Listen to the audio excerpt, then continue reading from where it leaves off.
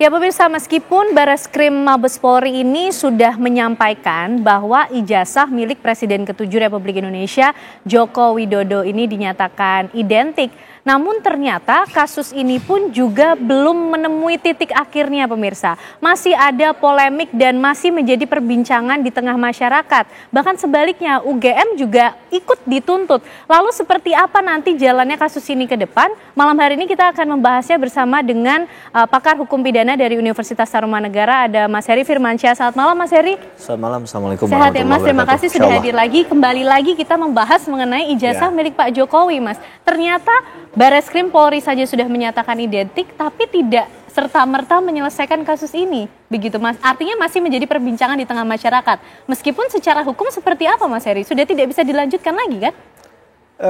Seharusnya memang suatu perjalanan proses hukum itu kan harus ada titiknya, Mbak Kens ya. Bahwa kalau kita membaca dari press conference-nya Bareskrim, itu kan pernyataannya penyelidik menemukan fakta-fakta ini. Dengan kata lain ini berarti belum masuk ke proses tahapan penyidikan. Nah kalau belum masuk tahapan penyidikan, berarti perkara ini masih diduga ada perbuatan pidana atau tidak. Beda kalau ini sudah dinyatakan penyidikan, clear ini ada perkara pidananya, kemudian tinggal menemukan tersangka.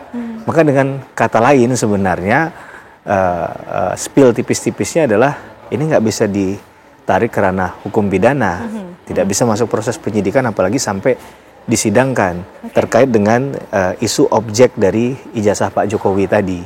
Apalagi ini kan diperkuat dengan pernyataan UGM yang dalam tanda petik masih kekeh juga. Bahwa ini adalah ini benar asli ijazahnya Pak Jokowi begitu kan. Maka dua hal tadi akan semakin membuat sulit kalau kita membacanya secara bijak dari pendekatan hukum murni ya. Pembuktian saja. Ini sudah mempersulit untuk proses ini naik ke tahap lebih lanjut, kecuali memang masih dibuka ruang untuk misalnya ada pembuktian dari pelapor dari sisi yang lain, misalnya apakah ada uji forensik versinya pelapor tadi, tapi tinggal di mana itu kemudian nanti dilakukan, karena ini kan baru sepihak dari pihak Bareskrim selaku pihak yang menerima laporan tadi ya, terkait dengan ijazah tadi. Tapi kalau untuk uji bukti lebih dalam, memang tidak ada hal lain selain ini harus dibawa ke ranah pengadilan, pembuktian begitu. Karena memang itulah mungkin satu-satunya cara. Tetap pasti ada yang like or dislike terhadap putusan pengadilan di endingnya. Itu dalam setiap perkara hukum tidak bisa dihindari, Mbak Kens. Tapi begini Mas Heri, ini mungkin juga pembelajaran ya, sekaligus edukasi untuk masyarakat. Ketika ini di proses penyelidikan saja, tadi sudah dikatakan seharusnya ini sudah tidak bisa lanjut lagi begitu. Tapi masih ada peluang untuk ini sampai ke pengadilan, itu prosedurnya atau prosesnya seperti apa? Mas Heri. Karena pasti ketika ada dua pihak yang saling melapor terhadap objek yang sama, satunya tidak bisa membuktikan, maka tentu ada kerugian yang nyata yang diterima oleh pihak yang lain. Maka dengan dasar itu mungkin terkait dengan laporan yang dilakukan oleh Pak Jokowi kan kalau saya tidak salah mencatat 310, 311 KUHP, kemudian ada 27A, 32, 35 Undang-Undang ITE. Dan bicara tentang umumnya pencemaran nama baik. Terhadap hal yang tidak bisa dibuktikan tentunya kita kaitkan dengan ini mendiskreditkan, kemudian mendegradasi nilai seseorang, yang itu mungkin dialami menurut versinya Pak Jokowi dan kuasa hukumnya, mereka derita. Nah maka ini secara nggak langsung kan memberi poin ke sana. Jadi pernyataan itu bisa dampaknya sangat tidak menguntungkan bagi Bang Roy Suryo dan kawan-kawan.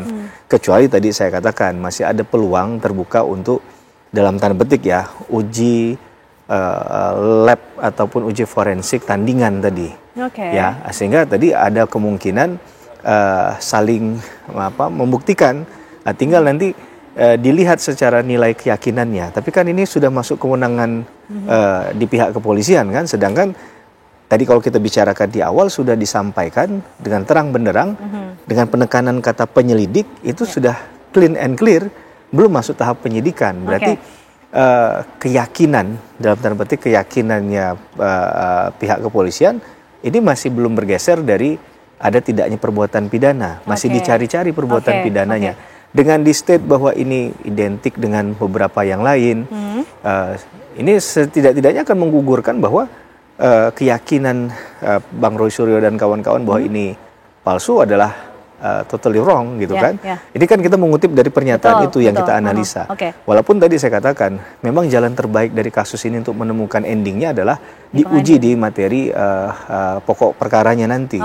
Sehingga tadi dihadirkan dari kedua belah pihak masing-masing katakanlah ke ahli ataupun saksi yang mereka miliki, sehingga kita bisa mengetahui secara lebih mendalam sebenarnya untuk uji forensik yang dilakukan itu tahapan apa saja yang sudah dilalui. Baik Mas Heri. Misalnya ada tanda tangan, apakah tanda tangan itu memang tanda tangan yang dikeluarkan yang sama dengan orang yang mengeluarkan tanda tangan itu semestinya. Karena ini kemudian yang coba diangkat oleh Roy Suryo dan juga teman-teman begitu kan. Mereka mempermasalahkan dan menyatakan bahwa Bareskrim, apa yang dilakukan oleh Bareskrim Polri, penyelidikannya ini tidak ilmiah, tidak objektif. Kemudian juga mereka meminta adanya gelar perkara khusus atau terbuka karena yang sudah berlangsung ini dianggap tidak transparan, Mas Heri. Ya, uji forensik itu memang menguji dua hal tadi, Mbak. Satu, masalah keilmiahan dan juga objektivitas. Sehingga dasar itu yang dipakai tentunya karena ini akan berpengaruh terhadap laporan yang dilakukan oleh Bang Roy Suryo dan kawan-kawan kan, maka dinaikin levelnya. Pengennya gelar perkara secara khusus misalnya atau terbuka. Padahal biasanya umumnya kan cukup hanya para pelapor, terlapor dan juga pihak penyidik itu dipanggil untuk kemudian diuji secara bersama apakah perkara ini layak atau tidak dengan dasar-dasar yang dimiliki oleh penyidik. Walaupun kadang bisa berbeda-beda dalam praktiknya ya. Ada yang misalnya dihadirkan hanya untuk mendengar saja, dia tidak punya kesempatan untuk berbicara. Padahal kan sebenarnya kalau kita bicara orang itu hadir bukan hanya untuk melihat kan, dia juga punya hak untuk menyampaikan. Tapi kadang ada keterbatasan itu juga dalam ranah praktik. Jadi posisi didorongnya ke gelar perkara ini kan untuk menaikkan atensi publiknya saja menurut saya. Tapi yang akan kita heran nanti adalah yang mana materi pokok perkara di persidangan, mana yang materi gelar pokok perkara. Ini yang menurut saya perlu dalam hukum acara pidana hati-hati kita melihat ini. Nah ini Mas, ini karena cukup membingungkan juga Mas Heri. Ketika kita bicara nih, kalau Mas Heri tadi bilang, ini ya sebaiknya diselesaikan di pengadilan begitu ya, di meja hijau. Tapi ketika kita bicara ini kan tindak pidana ya Mas yang masuk ini, harus ranah pidana, harus ada tersangkakah, terdakwakah sehingga menjadi beban pembuktian itu yang dibawa ke persidangan? Ya tentu ujung dari suatu perbuatan pidana kan ada yang bertanggung jawab, Pak. Ya, siapa yang kemudian coba memasukkankah betul. gitu? Sepakat. Karena kalau kita lihat laporan dari, kalau nggak salah saya namanya TPPUA ya, yang melaporkan Pak Jokowi di Bareskrim, itu kan menggunakan dalil pasal 263, 264 yang berkaitan dengan memalsukan entah surat atau dokumen gitu ya. Tapi dalam konteks tadi di 263, 264 itu kan ada dua hal Mbak, membuat surat palsu dan memalsukan surat. Membuat surat palsu memang dari awal tidak pernah ada surat itu, kemudian dibuat. Berarti ini dari awal sudah palsu. Atau memalsukan surat, dia bisa menambah atau mengurangi isinya. Nah ini juga bagian dari konteks tersebut. Nah masalahnya penekanannya yang mana? Apakah membuat surat palsu atau memasukkan surat? Kalau iya siapa saja yang kemudian dilaporkan dalam kasus ini? Karena penting dalam kasus Bang Roy Suryo ini kan rentang waktu di antara dikeluarkannya atau diterbitkannya ijazah Pak Jokowi katakanlah tahun 85. Itu kan berarti kalau mau ditarik ke belakang dengan hukum kausalitas sebab akibat banyak orang yang diduga ini Mbak, patut diduga kalau memang ini naik ke perkara pidana. Apakah kejadiannya dari tahun 80 sudah dibuat ijazahnya atau pada saat ijazah itu dikeluarkan atau memang ada keterlibatan juga setelah dari tahun 85. Nah, ini kan juga harus di periodisasinya harus diperhatikan.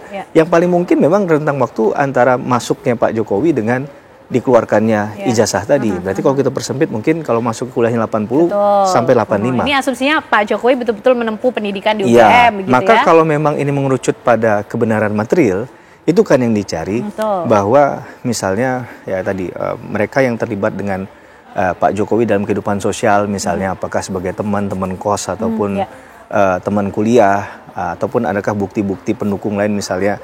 Kalau kita kan dulu kalau wisuda itu ada dapat buku wisuda. Ya, apakah ada tercatat di sana juga? Itu juga sebenarnya bisa dalam konteks membuktikan juga bisa dilakukan. Tapi tentunya dalam hal ini kalau memang Roy Suryo dan kawan-kawan ini percaya bahwa memang ada katakanlah pemalsuan surat tadi, maka kan ada pihak-pihak yang mungkin terlibat. Tidak mungkin hanya satu orang misalnya, maka ada pasal 55 di sana. Nah ini yang menurut saya perlu untuk ditegaskan, siapa kira-kira orang yang patut diduga tadi dalam konteks. Jadi itu ranah kepolisian, Mas Heri? Saya rasa penetapan terdakwanya itu tadi. Tersangkanya tadi ya. Tersangkanya? Tentunya ini bagian dari kerja investigasi kan, penyidikan untuk menemukan siapa tersangkanya. Karena asumsinya kan membuat surat palsu dalam satu institusi yang resmi, yang formal itu kan rasa-rasanya tidak mungkin dilakukan seorang diri. Kalau memang itu terbukti berarti dugaannya ada orang dalam yang terlibat. Nah, pertanyaan besarnya siapa orang dalam yang terlibat tadi?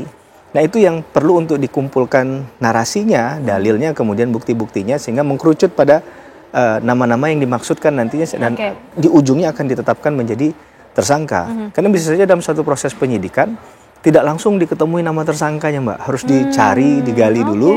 Sehingga pertanyaan misalnya ketika seorang menjadi ahli pidana dalam persidangan adalah apakah boleh dalam penyidikan itu nama tersangkanya dimunculkan di ujung, tidak di awal, tidak di tengah, atau memang harus di awal sudah ada nama tersangkanya. Ini kan satu proses. Kalau kita membaca dari proses penegakan hukumnya penyidik, pasti penyidik tidak akan memilih harus ditetapkan di awal, karena itu akan menjadi beban yang berat bagi penyidik untuk melakukan hal itu, dan sangat mungkin ini melanggar keyakinan mereka tentang asas legalitas, mencederai asas legalitas bagi prinsip mereka bahwa tidak ada satu orang pun yang dapat lepas dari jeratan hukum.